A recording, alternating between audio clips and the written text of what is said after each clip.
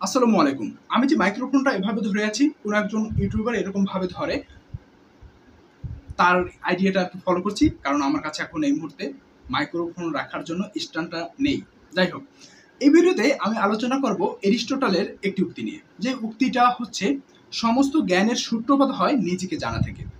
দেখুন, সমস্ত জ্ঞানের সূত্রপাত হয় নিজেকে জানা থেকে। যেমন আমরা যদি আমাদের উপনিষদের কথা বলি, সেখানে একটা ওয়ার্ড আছে বা ২ টা ওয়ার্ড আছে, যেটা হচ্ছে আত্মনাং বৃত্তি, অর্থাৎ নিজেকে জানা। এই নিজেকে জানা থেকেই এরিস্টটল উক্তিটা আমি যদি একটু পড়ি, সমস্ত জ্ঞানের সূত্রপাত হয় নিজেকে জানা থেকে। দেখুন, নিজেকে জানা থেকে অর্থাৎ আমি ইমরান, আমি নিজেকে জানতে পারি, তাহলে আমি অন্য কিছু জানতে পারবো। আমার এক কলেজ লাইফের টিচার আমাদের আরকি শ্রেণীকক্ষে বলতেন, "তোমরা বৃক্ষকে দেখো। দেখো, একটা বৃক্ষের শিকড় যত গভীরে যায়, ওই বৃক্ষটা তত বেশি মজবুত হয়।"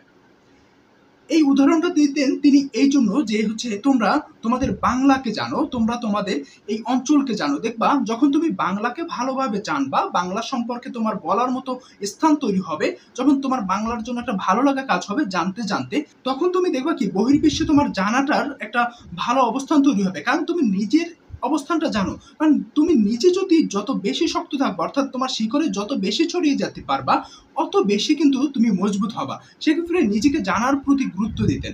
দেখুন, এটাও তো এরকম উক্তিটা, সমস্ত জ্ঞানের সূত্রপাত হয় নিজেকে জানা থেকে। অর্থাৎ আপনি যদি কোনো জ্ঞান আহরণ করতে চান, সেক্ষেত্রে আপনি কি নিজে জানেন? আপনার নিজের জানাটা।